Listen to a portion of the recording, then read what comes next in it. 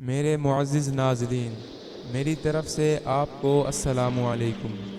ناظرین، آج آپ کی خدمت میں ایسا واقعہ پیش کرنے جا رہے ہیں جس میں ملک الموت حضرت اسرائیل علیہ السلام کو دو جانیں قبض کرتے ہوئے رنج و افسوس ہوا اور حضرت اسرائیل علیہ السلام مغموم ہو گئے۔ یہ واقعہ سننے کے بعد نہ صرف آپ کی معلومات میں اضافہ ہوگا بلکہ آپ کے ایمان میں اضافہ اور اللہ تعالیٰ پر پختہ یقین حاصل ہونے کا شرف حاصل ہوگا۔ چنانچہ اس سعادت کے حصول کے لیے ویڈیو مکمل دیکھیں۔ ویڈیو کا باقاعدہ آغاز کرنے سے قبل آپ کے گوش گزار کرنا چاہتا ہوں کہ آپ ہمارے یوٹیوب چینل کو ضرور سبسکرائب کریں اور ساتھ ہی موجود گھنٹی کو بھی دبا دیں تاکہ آپ کو ہماری ہر آنے والی ویڈیو پر وقت مل سکے۔ کہتے ہیں کہ ملک الموت نے بارگاہ رب العزت میں عرض کی، اے مولا کریم، میں نے کروڑوں لوگوں کی جانیں قبض کی ہیں مگر دو جانیں ایسی ہیں کہ جنہیں قبض کرتے وقت مجھے بڑا ہی صدمہ اور افسوس ہوا۔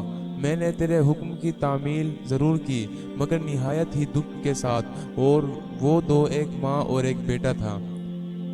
واقعہ کچھ اس طرح ہے کہ ایک جہاز غرق ہو گیا تھا اور ایک عورت اپنے شیر خوار بچے کے ساتھ ایک تختے کا سہارا لینے میں کامیاب ہو گئی۔ تختہ دریا میں بہہ رہا تھا اور ماں اور بیٹا اس پر سوار تھے۔ اے مولا کریم، اچانک تیرا حکم ہوا اور میں نے ماں کی جان اس تختے پر نکال لی۔ میرے لیے پریشان کن بات یہ تھی کہ ماں مر چکی ہے، اب بچے کا کیا حشر ہوگا؟ بچہ ایک ٹوٹے ہوئے تختے پر سوار ہے اور تختہ ہر آن پانی کی لہروں کے تھپیڑے کھا رہا ہے جو کسی وقت بھی کسی تیز لہر کی زرد میں آ کر الٹ سکتا ہے۔ بچے کے لیے نہ خوراک کا انتظام ہے نہ کسی نگران کا بندوبست ہے۔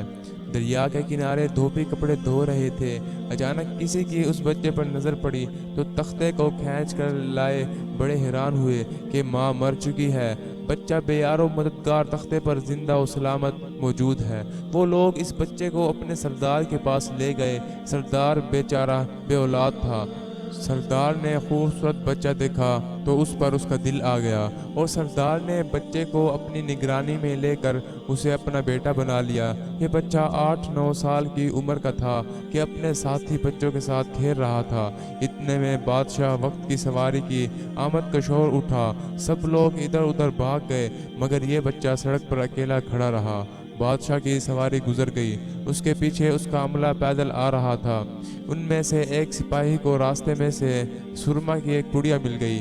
اتفاق سے اس بچے کی نظر بہت کمزور تھی اور سرما کی اسے بہت ضرورت بھی تھی، لہٰذا اس نے وہ سرما بحفاظت اپنے پاس رکھ لیا۔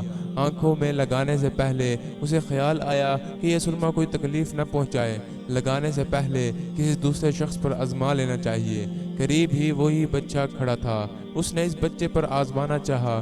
بچے نے سرما اپنی آنکھوں میں لگا لیا مگر جوں ہی سرما اس نے لگایا اسے زمین کی تہہ میں موجود چیزیں بھی نظر آنے لگی۔ اس نے دیکھا کہ زمین کے اندر بہت سے خزانے پوشیدہ ہیں۔ بچہ ہوشیار ہو گیا تھا، اس نے چیخنا چلانا شروع کیا کہ سرما لگانے کی وجہ سے میرے آنکھوں میں سخت تکلیف پیدا ہو گئی۔ وہ سرمے کی پڑیا گرا کر چلے گئے۔ بچہ سرما کی پڑیا اٹھا کر گھر پہنچا اور خوشی خوشی باپ کو سارا واقعہ سنایا۔ سردار بڑا خوش ہوا۔ باپ نے کہا کہ ہمارے پاس آدمی بھی ہیں اور گدھے بھی ہیں، تم سرما لگاؤ، ہم تمہارے ساتھ چلتے ہیں، جہاں خزانہ پاؤ ہمیں بتاؤ، ہم نکال لیں گے۔ چنانچہ ایسا ہی ہوا۔ بچے کے بتانے پر وہ لوگ خزانے نکالنے لگے اور تھوڑے ہی عرصے میں امیر بن گئے۔ بچہ جوان ہوا تو اس نے پرزے نکالنے شروع کیے، ان کے پاس دولت کی فراوانی ہو گئی۔ زمین کے تمام خزانے اس کے نظروں میں تھے۔ اس نے آہستہ آہستہ بہت سے آدمی اپنے ساتھ ملا لیے۔ اس کے بعد تمام سرداروں کو ادھر ادھر کر دیا اور خود سردار بن گیا۔ آخر نوبت یہاں تک پہنچی کہ اس نے بادشاہ کے ساتھ بھی ٹکر لے لی اور اسے مغلوب کر خود بادشاہ بن گیا۔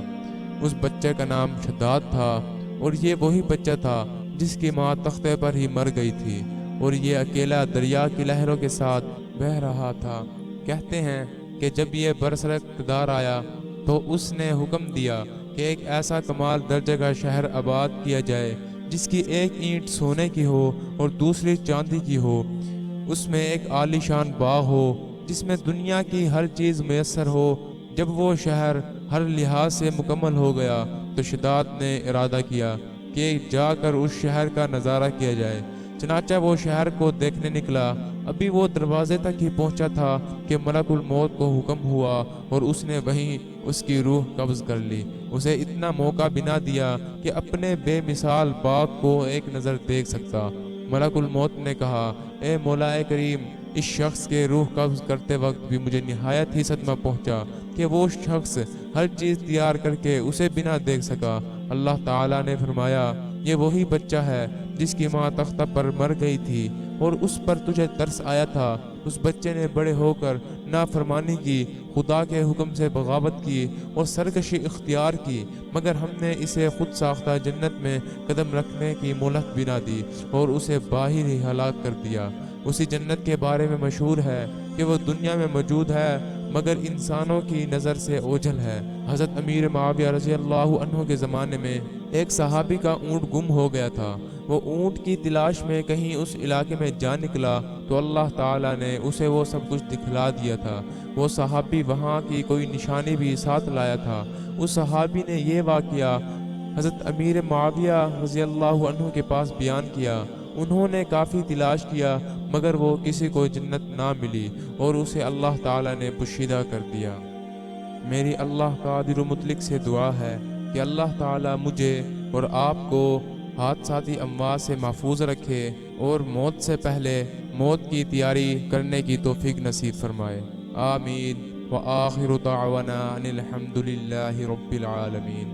ناظرین، مجھے امید ہے کہ آپ کو ہماری آج کی کاوش بہت پسند آئے گی، چنانچہ آپ اپنی محبت کا اظہار کرتے ہوئے ہماری ویڈیو کو ضرور لائک کریں۔ اگر آپ ویڈیو کے متعلق اپنے رائے کا اظہار کرنا چاہتے ہیں تو کمنٹ ضرور کریں۔ والسلام ورحمۃ اللہ وبرکاتہ۔